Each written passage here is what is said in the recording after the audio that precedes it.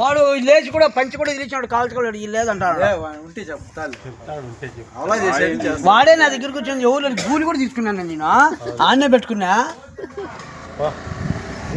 తిప్పి తిప్పి తీసాను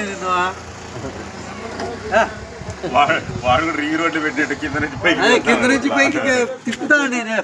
పెట్రోల్ బంకులకి అది మొత్తం అంటే వ్యాను ఉరి నీ అమ్మ పుక్కులున్నామట అది పోతే 2 లక్షలు కలిసి లెక్కిస్తారా. ఇది పెట్రోల్ బంకులకి వచ్చేసిరా. నాకు పెట్రోల్ బంక్ ఓనర్ వాడు ఉరుకుతాడు దాంట్లో నుంచి క్యాబిన్ లో నుంచి.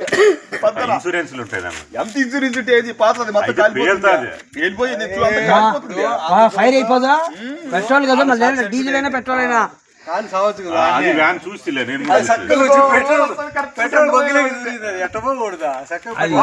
కరెక్ట్ గా పోలనా లేకపోతే ఆ డివైడర్ కుదుకొని సావచ్చు కదా నిలబడి పెట్రోల్ బంక్ లేక ఏం చూస్తాను నువ్వు అంతగా వీడియో తీసి ఎవరు పంపిస్తాను. అందుకే బండి డైరెక్ట్ రాకోకుండా కొన్ని పెట్రోల్ బంక్ సేఫ్టీ ఉండే ఇప్పుడు అవి పెట్టుకోవాలి. ఇట్లాంటివి రాకుండా ఎట్లా వెహికల్స్ రాకుండా ఎట్లుంటారు పెట్రోల్ వెహికల్స్ సిస్టమ్ ఉంది. బండి వినప్పుడు అనిపోతాయి లేకపోతే పట్టేస్తుంది. ఇట్లా ఏంటి పట్టేది లేదా అది బండి కదా అది బండి. చిన్న బండ్లు వేరు పెద్ద బండ్లు వేరు. ఎక్కి వెళ్ళాలి గేర్ వేసుకొని స్టార్టింగ్ లో నార్మల్ గా న్యూట్రల్ వస్తే ఎక్కలేదు.